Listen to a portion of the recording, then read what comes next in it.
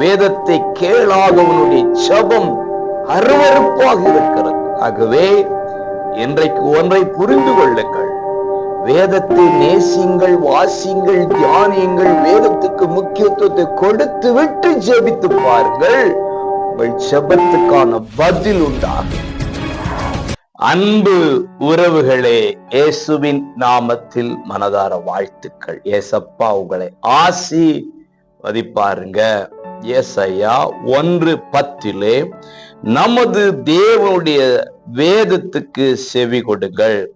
பிரியமானவர்களே, ஆண்டவராகிய தேவன் இயேசு நம்முடைய ஜெபத்துக்கு செவி கொடுக்க வேண்டும், ஜெபத்தை கேட்க வேண்டும், ஜெபத்துக்கு பதிலை கொடுக்க வேண்டும் என்று சொல்லி அனுதினமும் நாம் நினைத்து கொண்டே இருக்கிறோம்.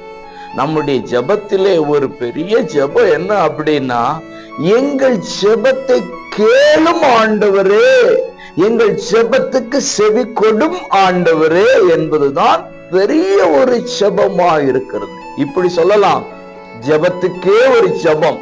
ஆமாங்க, வேதத்தின் மூலமாக தேவ சத்தத்துக்கு செவி கொடுப்போமே ஆனால், காதுகள் திறக்குமே ஆனால், நம்முடைய சத்தத்துக்கும் அவர் செவி கொடுப்பார் என்கிறதுல மாற்று கருத்தே இல்லை.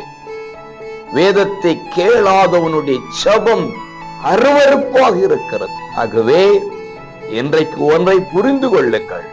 இன்றைக்கு ஜெபத்துக்கு முன்பு வேதத்தை வாசிங்க, வேதத்தை தேடி பாருங்க, அதற்கப்புறம் ஜெபித்து பாருங்க.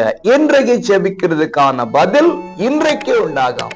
செக் பண்ணி பாருங்க, பெற்றுக்கொள்வீர்களாக. God bless you.